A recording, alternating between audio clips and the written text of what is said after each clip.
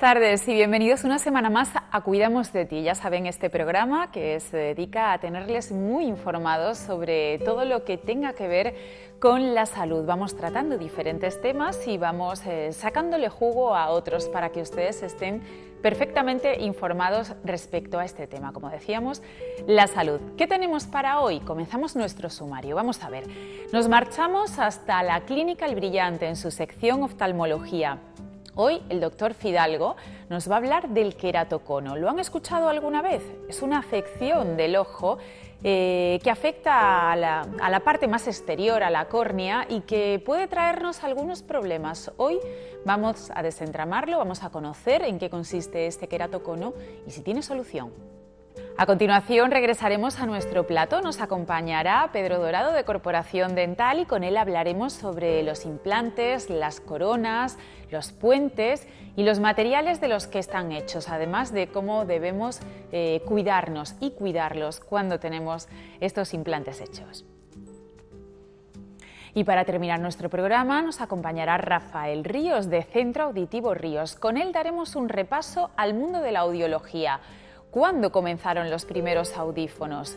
¿De qué estaban hechos? ¿Cómo han ido evolucionando a lo largo de los años? Todo esto y mucho más al final de nuestro programa con Centro Auditivo Ríos.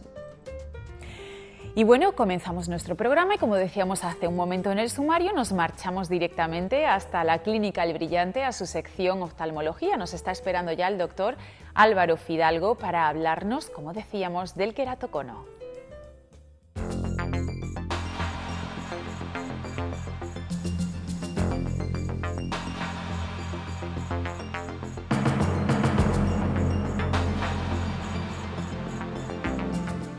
Hoy vamos a hablar del queratocono.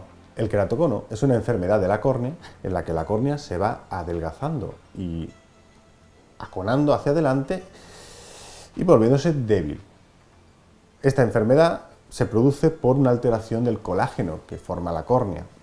La córnea es esa estructura que tenemos justo en la parte anterior, forma parte del segmento anterior del ojo, que es transparente y que actúa de lente del ojo, para que podamos ver los objetos bien enfocados. Cuando esa córnea, su materia prima, su colágeno no está bien y hay otros factores, se va debilitando y se va ahuevando hacia adelante y por eso se llama queratocono. Queratos viene de córnea, cono de la forma cónica que adquiere la córnea en los estadios avanzados de la enfermedad. Queratocono se produce por una mezcla de factores, algunos de ellos los conocemos, otros no los conocemos. Hay varios. Uno, que el colágeno parece no ser igual de fuerte. Otro, que el paciente tiene tendencia al rascado intenso del ojo. Es decir, estos pacientes tienen síntomas de picor y este picor les produce una sensación que les obliga a rascarse. Y el rascado es muy característico. Lo suelen hacer con la segunda falange y lo suelen hacer en una dirección determinada siempre. Eso produce durante días y días y años una deformación de la córnea por la pura fuerza mecánica de los dedos. Bien, los queratoconos pueden surgir en cualquier paciente, normalmente surgen en la infancia. La infancia y la adolescencia es cuando se descubre esta enfermedad. Se da más en algunos pacientes, por ejemplo los síndromes de Down asocian más incidencia de queratocono, pero le puede pasar a un paciente que no tiene otras patologías asociadas. Es más habitual en los niños, más que en las niñas. Y como digo, suele ser la infancia tardía o la adolescencia cuando se diagnostica el queratocono, por lo menos los graves, porque son pacientes que cada vez ven menos, pacientes que le cambia la gafa muy a menudo, porque ese queratocono va avanzando, como hemos visto, esa córnea, aquí tenemos una topografía, esa córnea se va ahuevando hacia un lado por ese mecanismo de frotación, de frotamiento y esa enfermedad, y la graduación del ojo va cambiando. Entonces el niño va y le cambian las gafas cada 6 meses, tiene un cambio en su astigmatismo. Eso es un indicio de un queratocono, un cambio muy habitual en la graduación del astigmatismo en la gafa. Bueno, pues los casos más severos se dan en la infancia y luego hay casos que llegan a la consulta y que no sabían que tenían un queratocono, lo diagnostican con 30 o 40 años y ya no tiene tanta importancia porque la enfermedad a esa edad es mucho menos agresiva. Es decir, este paciente lo ha tenido siempre, pero no se ha dado cuenta porque era un grado leve de queratocono y no le ha producido una merma en su visión, no ha tenido un problema visual tan grave como para acudir al oftalmólogo. Ha ido a lo mejor a una tienda, a una óptica, le han hecho una graduación y no le han dicho, o no sabían, porque no es su trabajo, oiga, tiene usted una enfermedad de la córnea. Normalmente pasa desapercibida para los ópticos, para los oftalmólogos normalmente sí que la diagnosticamos, aunque el diagnóstico de certeza se hace pues, con una topografía, a ser posible, avanzada. El queratocono va a producir síntomas visuales y síntomas que no son visuales. El picor es el fundamental y los visuales son cambio en las gafas. Cada vez me tienen que cambiar la gafa cada poco, porque el queratocono avanza, cambia el astigmatismo. El astigmatismo, podemos hablar un día de ello, es uno de los defectos visuales más habituales y hace que las imágenes estén muy desenfocadas. Como la córnea es la que manda en el astigmatismo, es la que estudiamos, digamos, el astigmatismo de la córnea, cuando va cambiando la córnea va cambiando el astigmatismo y produce que el paciente va a la óptica cada 3 meses a cambiarse las gafas o cada 6 meses a cambiarse las gafas. Y además la cantidad de visión suele ir en decremento.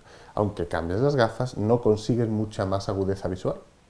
Esos son los síntomas que nota el paciente. Picor, que tiene la tendencia de frotar, y cambio más o menos habitual de gafas. El astigmatismo no se estabiliza, sigue cambiando.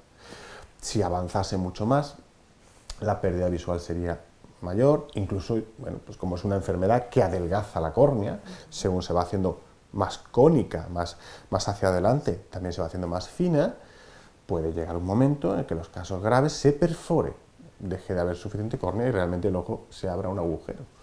Ahí el cuadro es más grave y bueno, pues hay que tratarlo, a veces en quirófano, a veces con tratamiento médico.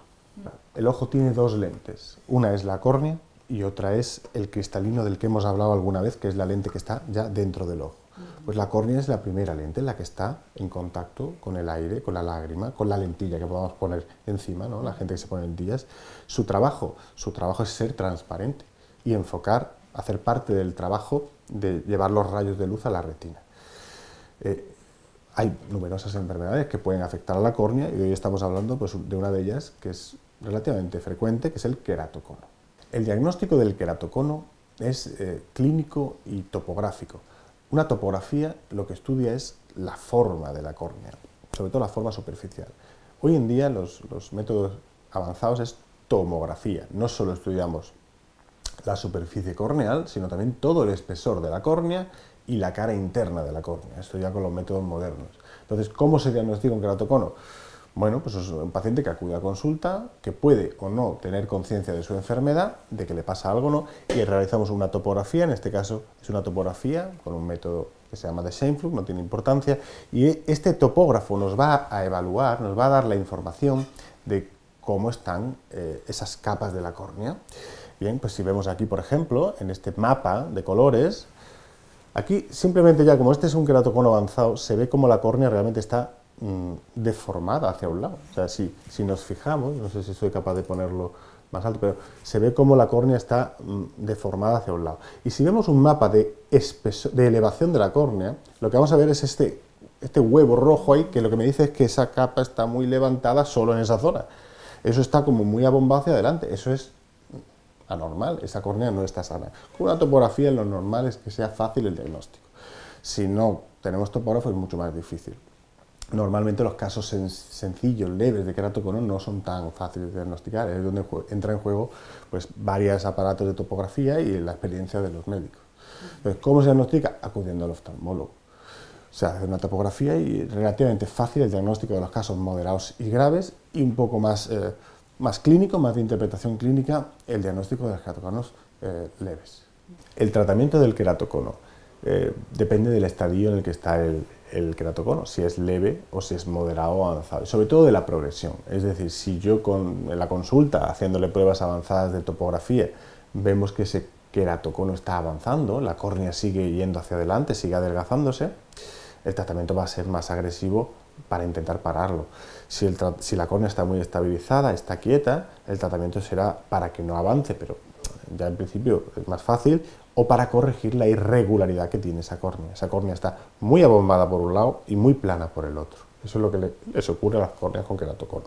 Y eso implica mala visión, dificultad para ponerse lentillas, la visión con gafas no es buena. Entonces, bueno, lo primero, que no se frote. Lo más fundamental, lo que le digo a todos mis pacientes de queratocono, todas las veces que vienen a consulta, soy muy pesado, es que no se frote los ojos. El frotamiento ocular es muy malo para todo el mundo, pero para los queratoconos es mortal. Es decir, siempre va a empeorar esa progresión del queratocono, por lo que hemos hablado. Mecánicamente me está empujando la córnea muchas horas, muchos días, muchos años. Lo siguiente, para un tratamiento médico para evitar eso. Lo siguiente sería, pues hay varios tratamientos, el crosslinking. El crosslinking es una técnica en la que echamos unos rayos de luz ultravioleta y una vitamina y con eso conseguimos endurecer la córnea, detener la progresión por endurecimiento de la córnea se vuelve más rígida y entonces deja de abombarse hacia adelante. Es una técnica que nosotros hacemos poco porque no nos gusta mucho el concepto de fijar la córnea cuando está muy deformada. Otra opción de tratamiento, los anillos corneales. Los segmentos corneales o anillos corneales son como poner una viga a la córnea, un refuerzo a esa córnea que está debilitada y a la vez que intentamos reforzarla, intentamos igualar esas caras.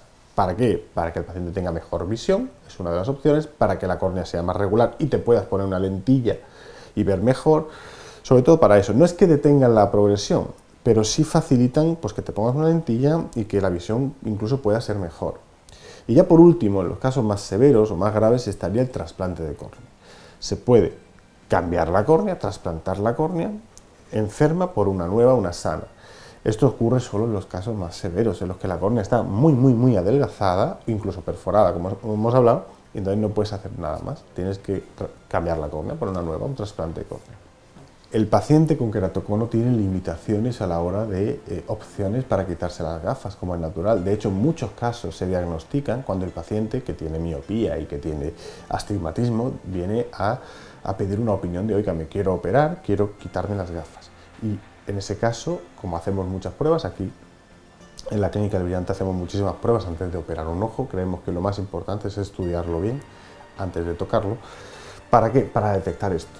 Detectar causas, detectar enfermedades que te impiden, que te desaconsejan alguna cirugía o todas. Hay pacientes en los que no podemos ofrecer algo para quitar las gafas y hay pacientes que tendremos que ofrecer una alternativa. Por ejemplo, el caso del queratocono. Está prohibido tocar una córnea con láser cuando hay un queratocono, porque es una córnea muy debilitada y con un láser siempre la vamos a debilitar más, por la mecánica del láser que consiste en comer córnea para tallar el defecto de graduación del paciente. Así es como trabaja un láser. En el caso de que la córnea está muy debilitada, no podemos debilitarla más. La desestabilizaríamos y acabaríamos ahuevándola más. Pero no quiere decir que no tengan opciones. Tienen opciones de lentes intraoculares, por ejemplo, las lentes ICLs, que pueden corregir la miopía y el astigmatismo en una sola cirugía, pero con una lente dentro del ojo. Esto siempre será cuando los queratoconos están estables. O sea, cuando ya el paciente no está progresando, porque si no, no tiene sentido corregir algo que todavía está cambiando.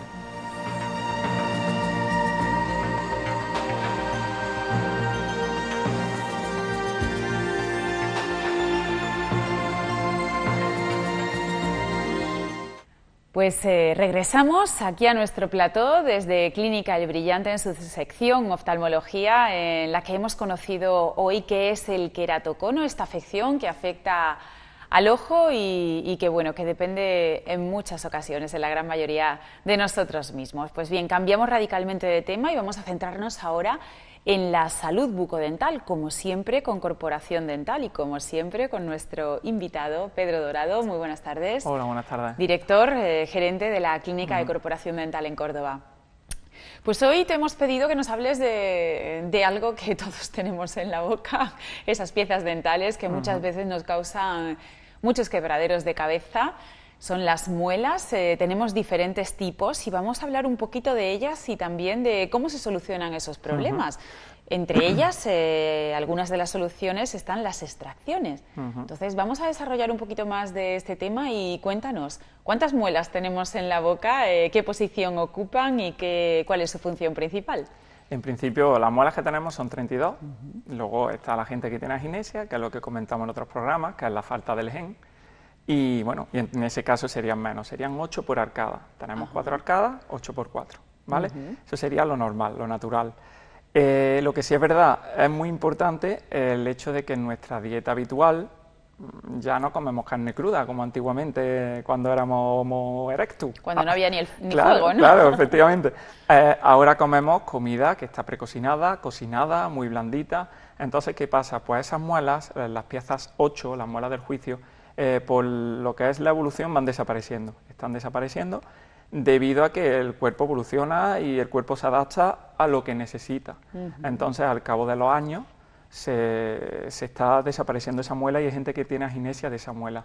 Es muy probable que, por ejemplo, mi hija, pues sus niños ya nazcan o sin ninguna o como mucho con una o tal, ¿vale? Porque la genética está haciendo que evolucione poco a poco y que lo que no sirve, el cuerpo lo quita. Las muelas, la principal función que tienen es la de triturar los alimentos, claro. Los dientes cortan, las muelas trituran. Entonces eso es muy importante también, tanto por la ausencia de piezas como eso. Las muelas son las que trituran y lo que cortan son los dientes. Entonces hay muchos problemas que pueden causar el hecho de que no te quites muelas que están mal posicionadas o que están dando problemas. ¿Por qué? Porque la malposición de las muelas provoca maloclusión. Al tú tener una oclusión mala, ya lo dijimos en anteriores programas, se daña el cóndilo, que es la articulación de aquí, que está directamente relacionada con el oído y con la cabeza. Entonces vienen migrañas, dolores de oído y no sabes por qué, vas al especialista y te dice que no sabe, que vaya al odontólogo, y es por eso mismo, porque la maloclusión provoca eso. Luego también te pueden provocar incluso caries de la pieza, porque la pieza está volcada y digamos las que tienes retenidas o semi-retenidas, una pieza volcada dando siempre aquí, la pieza va a empujar y te acaba careando de la de adelante. El principal problema es que la de adelante sí que la necesitamos, mientras que si nos basamos en las muelas del juicio, las muelas del juicio son las que no necesitamos. Entonces ahí ya nos basamos en quitar las muelas del juicio por el hecho de que nos están dañando muelas que sí son necesarias realmente. ¿Por qué hay tantos problemas con la muela del juicio? Es decir, a todos nos salen las muelas... ¿A qué edad salen las muelas? ¿La del juicio? La del juicio no. Las muelas en general, depende, porque con 9 años y con 8 años ya tienes las 6, que son la única muela que no tienes de leche, que sale directamente definitiva. Entonces depende de la persona, incluso las muelas del juicio no tienen edad. Hay gente que tiene 60 años y nunca le ha salido la muela del juicio. Aunque la tenga dentro, ¿no? Creemos que tiene aginesia, porque decimos eso es aginesia, y cuando le hacemos la radiografía la tiene ahí metida, o la tiene en germen directamente, que ni siquiera se la ha creado. Tiene 70 años. Entonces son muy... el problema de estas muelas, las muelas del juicio, que son muy inestables. Son unas muelas que no salen en un tiempo determinado, son unas muelas que nacen normalmente con las patas dobladas.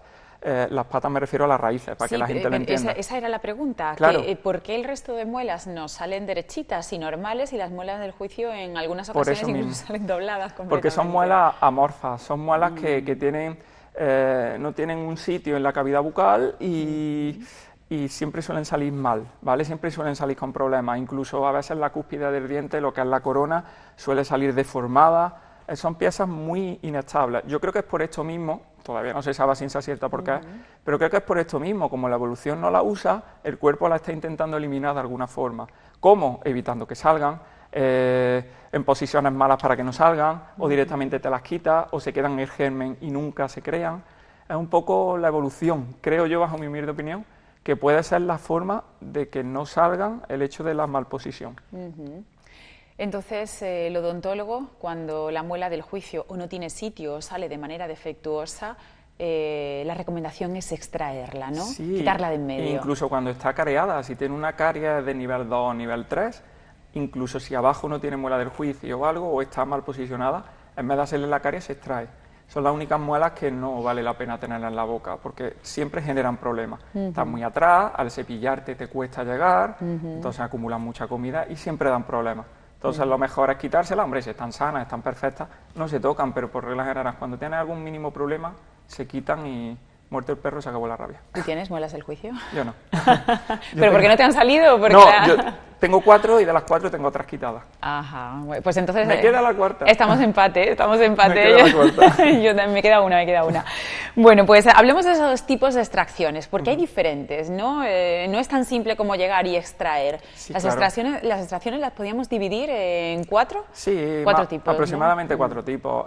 Una es la extracción normal, es la que se hace todos los días. la muela está correcta, se coge con el botador, que es, digamos, el gancho, y se saca, bueno, ya la forma hay que coger el botador y empujar, pero bueno, se saca la pieza, simplemente, ¿vale? Una pieza normal, como te pueden sacar esta, pero del juicio. El único problema es que las del juicio, como te he dicho, a veces nacen con las patas, con las raíces un poco inclinadas. Entonces, cuando están inclinadas es más complicado la extracción, ¿vale? Entonces hay que aplicar una odontosesión, que es partirla en dos y sacar un cacho y luego otro, para que la pata haya espacio para poderla meter. Sin sufrimiento para el paciente. Claro, el paciente no se entera de nada, un poco más molesto para el doctor, pero el paciente está con su boca abierta esos 10-15 minutos y lo mismo le da una que otra, pero es más un poco molesto para el doctor, que tiene que hacer más tratamiento. Luego está la de resto de raíz. El resto de raíz es una pieza que se te ha partido, ya sea cualquiera de las cúspides o lo que sea, y la tienes partida, ¿vale? En ese tratamiento simplemente lo que hay que sacar es la raíz. Si está dentro de la encía, muchas veces lo hace un cirujano, pero si está un poquito fuera o tal, lo hace cualquier doctor sin ningún problema, ¿de acuerdo? Esas extracciones hay que tener mucho cuidado, porque un resto de raíz suele ser normalmente en piezas endodonciadas muchas veces, entonces no provoca dolor. Al no provocar dolor, la persona no se la saca, ni se la quiere sacar, ni tiene intención. ¿Qué pasa? Que es un foco de infección grandísimo. Entonces te puede crear una infección en las piezas de al lado, incluso en esa, pero como no te duele, no te das cuenta. Y luego cuando hacemos la radiografía vemos un quiste gigante debajo de la pieza y es porque no te das cuenta de eso. Entonces es muy importante, aunque sea resto radicular, sacarla, ¿vale? Y luego ya están los dos tipos de las muelas del juicio, en este caso, que serían las semirretenidas y retenidas, ¿vale? Las semirretenidas son piezas que están entre la encía y fuera. Están algo cubierto por la encía, algo cubierto por el hueso, ¿vale? Las saca siempre el cirujano, las semirretenidas y retenidas, y es eso, es partir la pieza, hacer una odontosesión y sacar la pieza en dos partes, o si puede, sacarla directamente percutiendo un poquito en la encía y haciendo un colgajito, ¿vale? El paciente, vuelvo a repetir, no se entera de nada. El paciente está anestesiado, con anestesia normal y corriente, no hace falta ningún tipo de anestesia especial, ni nada, que mucha gente dice, no me duerme entero, no, es... Anestesia, claro, la anestesia local, la más vamos... normal del mundo. Y nada, se saca en 20 minutitos y ya la tienes fuera, ¿vale? E incluso en estas extracciones, que la gente le tiene miedo a la semirretenida y a la retenida, es incluso más cómoda que una extracción normal, porque una extracción normal te extraen la pieza, te ponen un algodón y tienes que morder durante una hora porque está sangrando. ¿Qué pasa? Que estas te ponen 2 o 3 puntitos que te cierran la herida. Sí que es verdad que muerde un algodón, pero en realidad ya tienes cerrada la herida. Entonces suele ser más cómodo el postoperatorio, si no hay ninguna infección ni nada, suele ser mucho más cómodo. Pues hablemos, ya que hemos hablado de los diferentes tipos de extracción, hablemos de ese postoperatorio. Muchas veces nos dice, tenemos que sacar una muela y ponemos el grito en el cielo. Nos da un miedo terrible y bueno, viene de ahí, de ese miedo que tenemos al dentista, y cuando hablamos de extraer una pieza nos imaginamos esa imagen que tenemos todos de cuando éramos pequeños, el dentista con la bata blanca y tirando con unas tenazas para afuera. Pero no. Entonces, ¿cuál es el postoperatorio y que al final no es tan traumático como al principio pensamos, ¿no? El postoperatorio, lo único que un poco es, de ahí el trauma y la gente que un poco le da cosas, es el hecho de que al haber tocado un poco de hueso, al haber sacado la pieza, se inflama la zona. Pero claro, si tú le pones frío a esa zona, se inflama muy poquito o ni siquiera se inflama. El mayor problema es un poco la inflamación, por tema de estética, de que estás en la calle y no estás con uno normal y otro más gordito.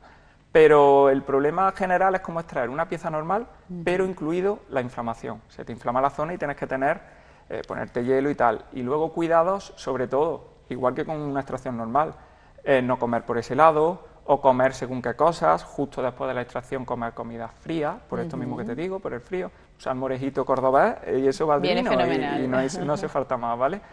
Y ya te digo, por poder comer, pueden comer lo que quieran, pero incluso en vez de comer los 2 primeros días pan normal, que coman Bimbo.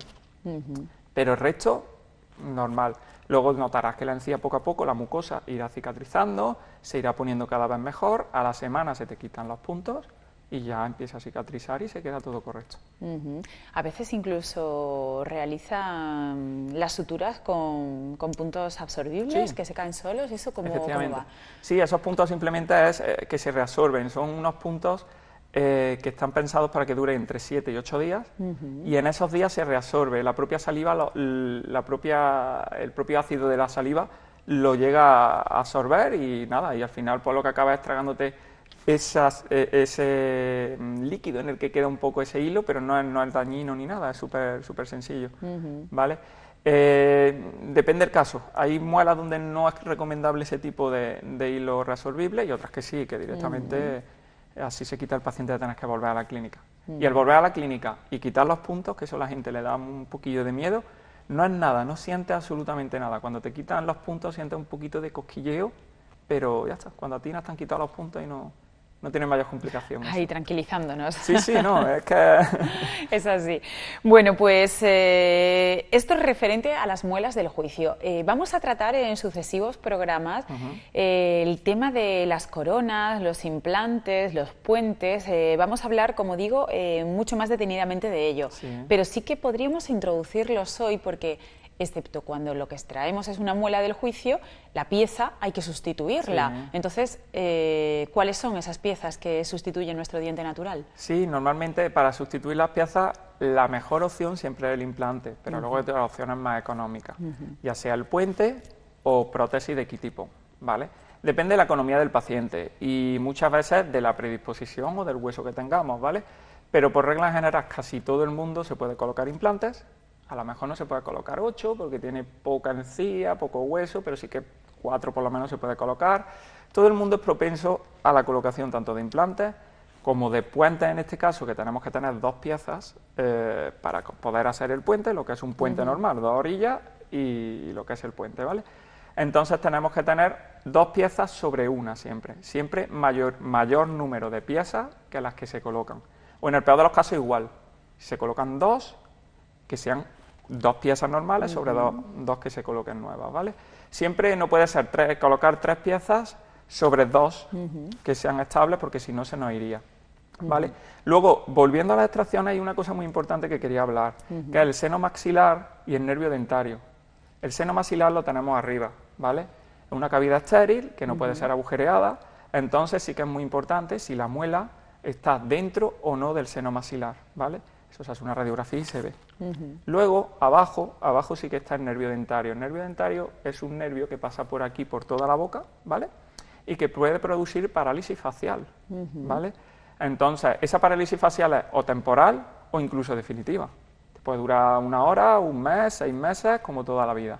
¿Qué pasa? Es muy importante hacer una radiografía para ver si esas patitas de la muela están dentro del nervio, ¿vale? Si están fuera no hay problema, se sacan. Pero si están dentro, entonces habría que hacer un TAC dental. ¿Por qué? Un TAC es una radiografía en 3D. Con eso vemos, porque aunque la pieza esté así, puede estar dentro, totalmente pegada, fuera o fuera, ¿vale? Si está fuera se puede sacar igualmente. Si está dentro del nervio, lo normal es mandar a Reina Sofía y que estudien muy bien el caso. ¿Por qué? Porque ese nervio, como se toque y se fracture, provoca parálisis definitiva. Si solo se roza un poco, parálisis temporal. Y eso es tener el labio así, como anestesiado, ¿vale? Entonces es muy importante eso y tenerlo muy en cuenta, ¿vale? Incluso si viene a la corporación dental no van a tener problemas porque lo hacemos todo. La radiografía, estamos muy pendientes de eso. Pero si van a cualquier dentista y se van a sacar una muela del juicio, que exijan la radiografía para ver que no esté ese nervio expuesto, porque luego el problema te lo llevas tú. Hablamos eso sí es muy... de las piezas de abajo, de la parte de abajo, ¿vale? ¿No tiene esto nada que ver con los nervios que se matan cuando se realizan endodoncias? ¿No? Nada.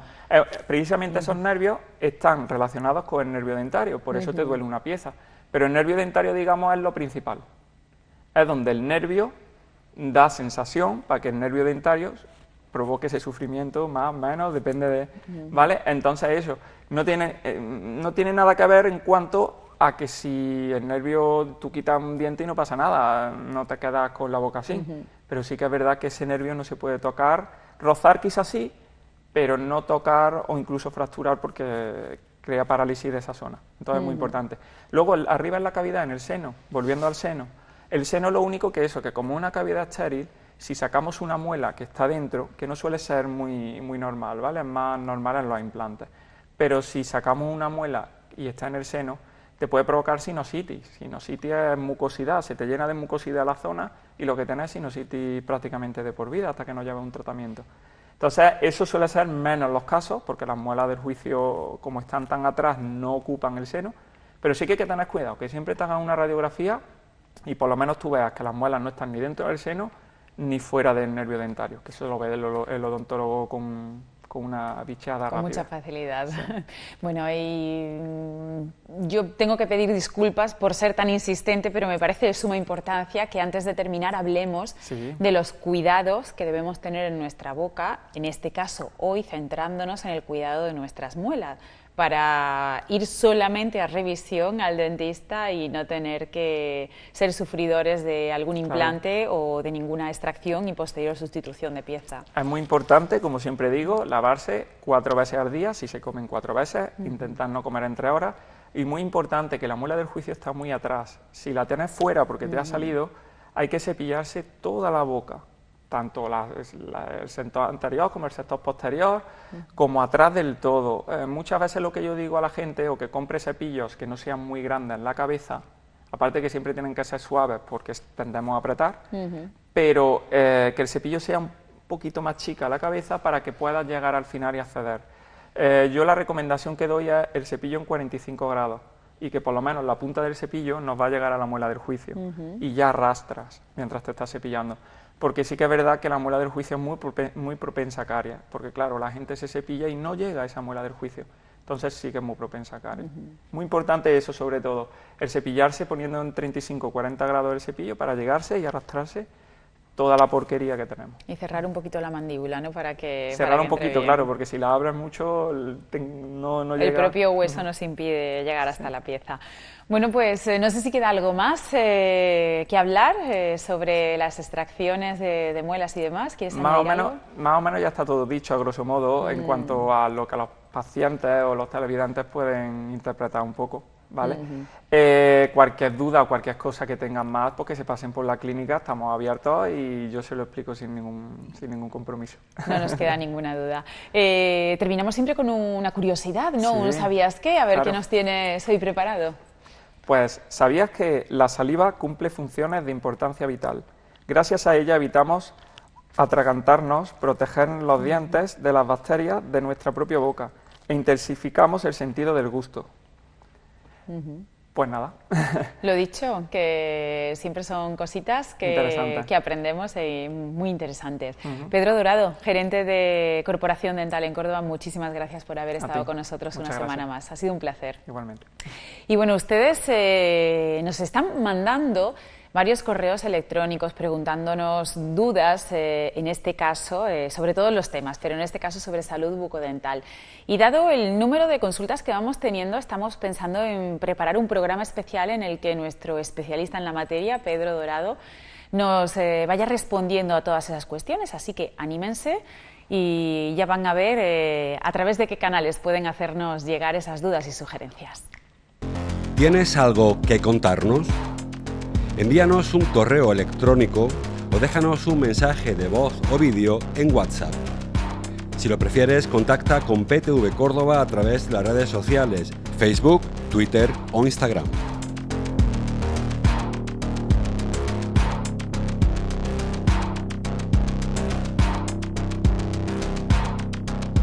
Y si lo que prefieres es intervenir en directo en cualquiera de nuestros programas, siempre tienes abierta nuestra línea de teléfono. PTV Córdoba, más de 30 años mirando por ti. Bueno, pues ya saben cómo tienen que ponerse en contacto con nosotros, háganos llegar sus dudas, sus sugerencias y vamos montando ese programa especial para resolver todas las cuestiones que se estén planteando, decíamos, en salud bucodental, pero también puede ser como el tema que vamos a tratar a continuación. Vamos a hablar de audiología, como siempre con Centro Auditivo Ríos, pero hoy en un programa un poquito más especial en el que vamos a hablar de la trayectoria de esta ciencia, de la audiología. ¿Cómo era la audiología hace 30 años? ¿Cómo es ahora? ¿En qué hemos avanzado? Para ello nos acompaña en esta ocasión Rafael Ríos. Muy buenas tardes. Hola, buenas tardes. Él es audioprotesista, también, como su nombre indica, trabaja y además es propietario de Centro Auditivo Ríos. Correcto. Y bueno, pues lo hemos invitado hoy para que nos cuente, desde que usted empezó hace 30 años exactamente, ¿hace cuánto tiempo? Concretamente 35 años. 35 años. Sí. Habrá cambiado muchísimo la audiología. Sí, ¿no? muchísimo. En aquellos entonces fue cuando ya se empezaron a desarrollar los aparatos retroauriculares, aparatos muy grandes, en los cuales se colgaba detrás de la oreja, quitándole ya toda la trayectoria aquel antiguo aparato de petaca, que era el que el usuario se ponía más o menos a la altura del pecho, y con un cable iba directamente al auricular que iba en la oreja. Se podían poner de monoaurales, solamente uno, o binaurales, los dos, exactamente. Ya empezaron a desarrollar los audífonos retroauriculares, en los cuales pues eran muy grandes, puesto de que los amplificadores que existían en aquel momento eran amplificadores relativamente muy grandes.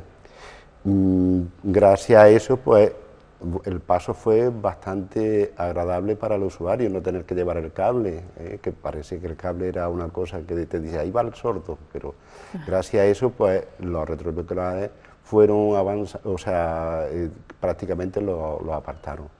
Al principio había las dos circunstancias, audífonos retroauriculares y audífonos retroauriculares. ¿Por qué? Porque todavía la ciencia no había descubierto un amplificador para que pudiera desarrollar la potencia que el usuario necesitaba. Estuvieron un tiempo compartiéndolo los dos. Después ya empezó a salir el primer audífono intra, el que iba dentro del oído. ¿Estamos hablando de qué año, más o menos? Eso fue alrededor del año 82 o cosas así. Empezó a salir el primer audífono intra, que revolucionó el mercado. Los primeros venían bañados en oro, cual muchas personas pensaban que era porque era una cosa muy buena.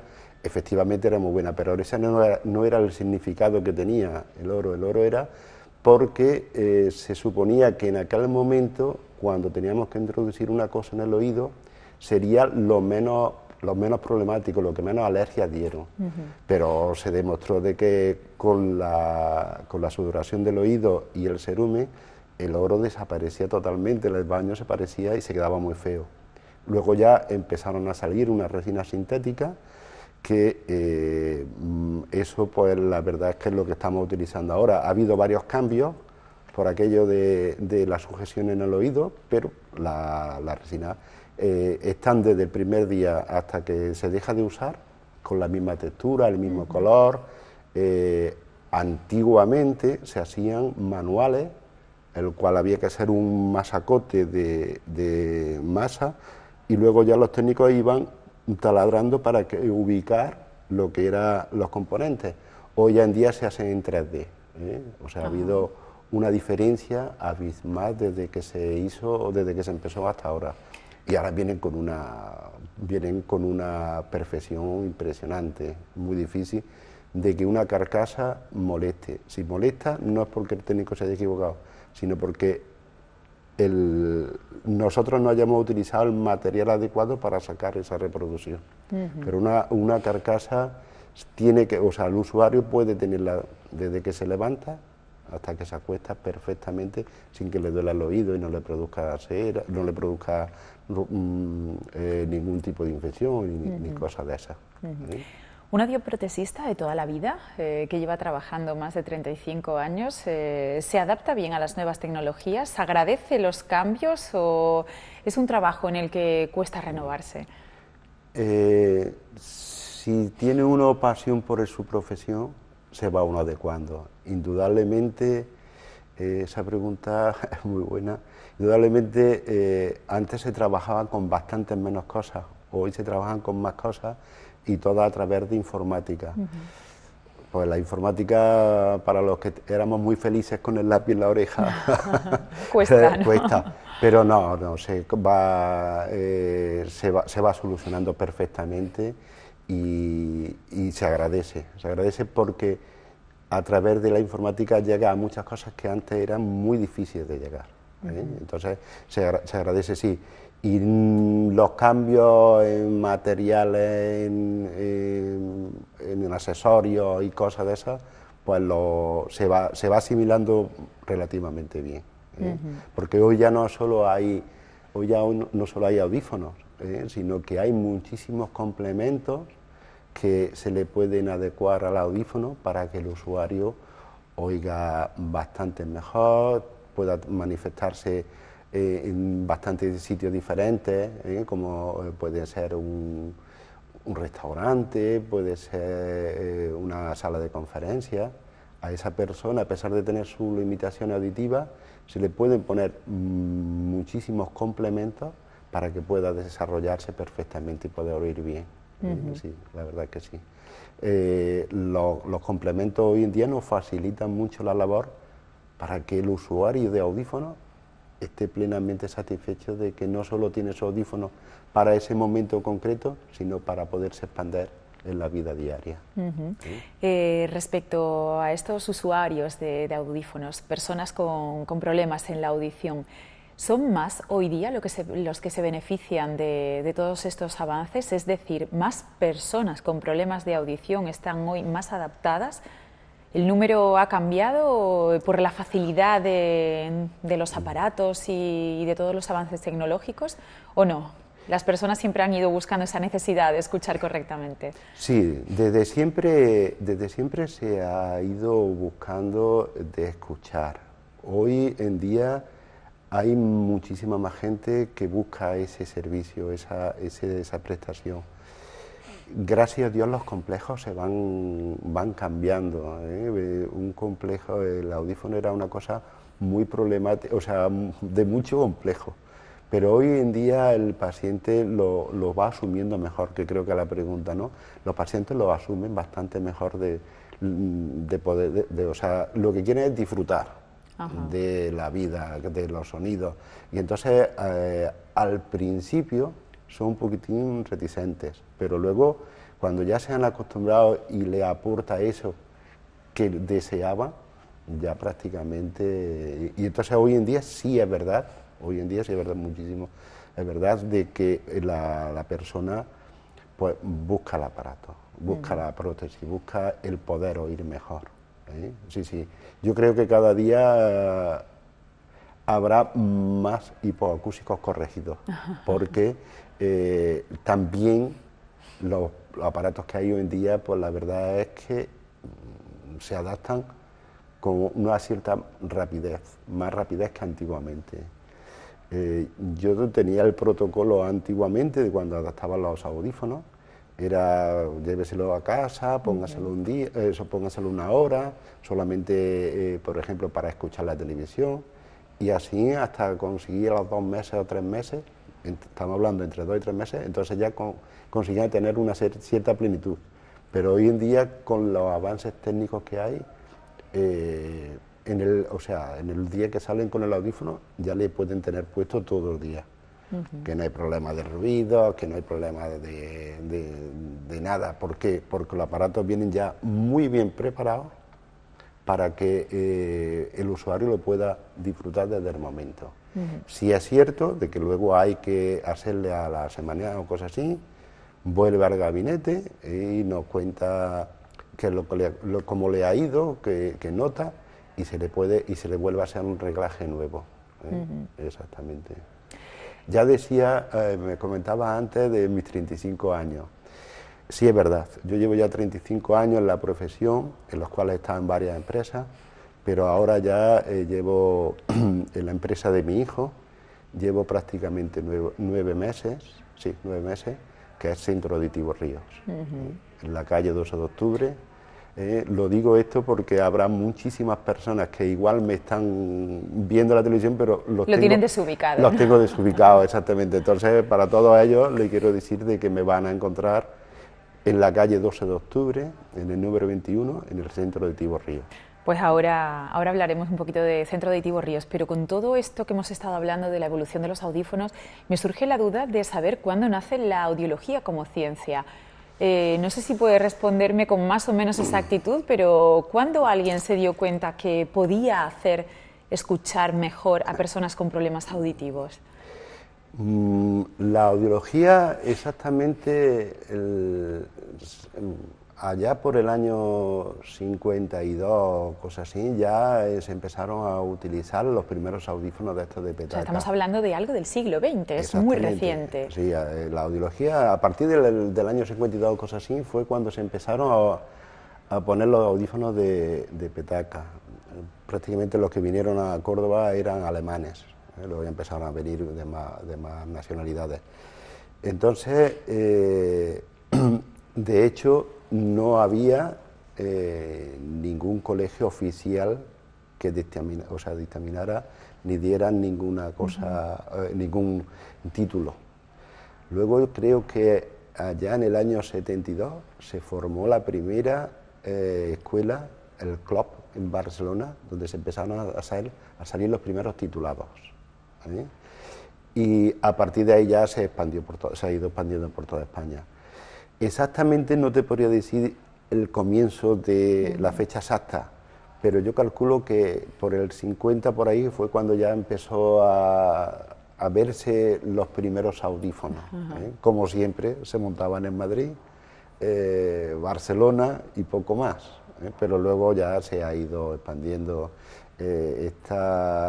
Aún existen aquellos, los primeros que empezaron a ponerlo, pero ya prácticamente en cualquier punto de España más remoto puede haber un centro auditivo con una persona que esté más o menos familiarizada con los audífonos, y en cualquier sitio puede. Luego, por supuesto, dentro de los audífonos pues hay unas marcas más punteras en las cuales el audioprotesista nos vemos más reconocidos y decir, bueno, pues esta persona trabaja un producto que me puede beneficiar mejor a la adaptación de las personas y tal, ¿no? Pero a la pregunta tuya, en el 52 o cosas así fue cuando empezó, exactamente. Bueno, hablemos ahora de Centro Auditivo Ríos, porque usted lleva 35 años como audioprotesista. Me hablaba antes de la pasión por su trabajo. Supongo que esa pasión que usted ha vivido a lo largo de su carrera profesional ha sabido y ha podido transmitírsela a sus hijos, porque el gerente de Centro Auditivo Ríos es hijo suyo. ¿En qué momento deciden montar un centro auditivo? Bueno, Miguel Ángel ha estado conmigo, llevamos ya profesionalmente casi 7 años. Ha estado trabajando conmigo y tal, y entonces luego, hará unos 2 años, así, hace 3 años, ya va a ser ahora en mayo 3 años, decidió él de no pertenecer a ninguna empresa, sino montar él su propio título, su propia clínica, porque tanto él como yo veíamos de que tenía capacidad para llevar eso. Y entonces él lo montó prácticamente en el 2015.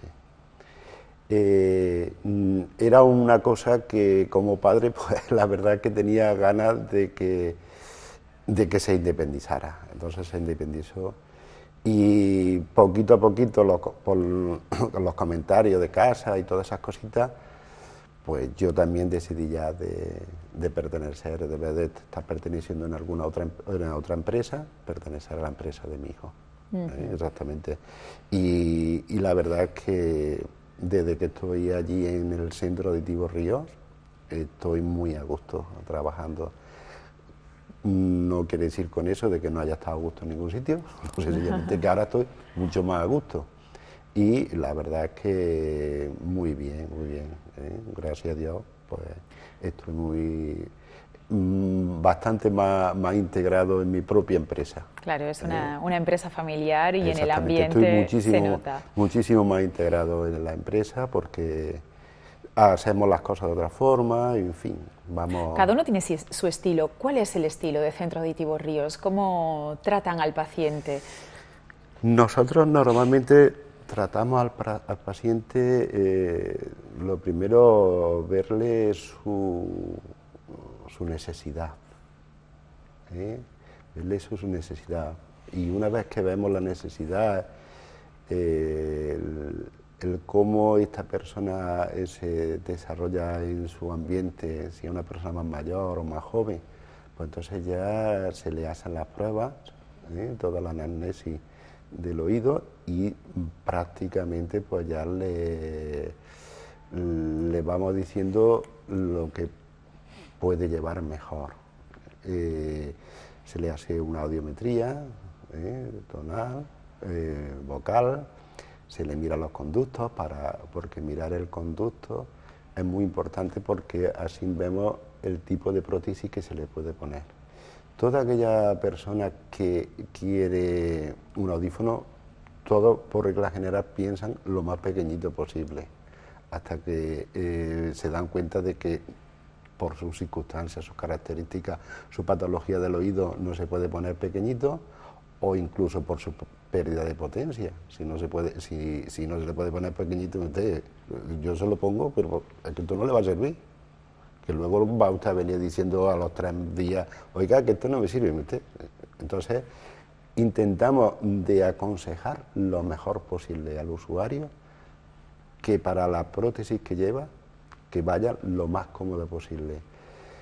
Ya de por sí llevar una prótesis es un inconveniente, pero si encima nosotros le agravamos más inconvenientes, pues al final la persona se desanima. Entonces intentamos por todos los medios de que le sea útil, de que sea cómodo, de que le sea discreto,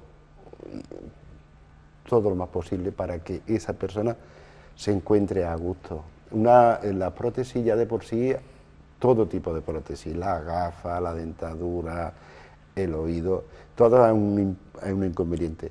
Si encima te dan algo que no te sirve, pues lo tirar. Más que nosotros no lo decimos tirarlo, lo guarda al cajón. Y lo que pretendemos es que nadie guarde nuestros audífonos, que nadie guarde nuestros audífonos, porque queremos que estén funcionando y que estén en perfecto estado continuamente. Y en eso su experiencia es un grado. Supongo que le habrá venido muy bien a su hijo tenerle con usted, ¿no? Tenerle en casa. Para ese asesoramiento personalizado, son muchos años de experiencia, ¿no? Indudablemente sí, o sea,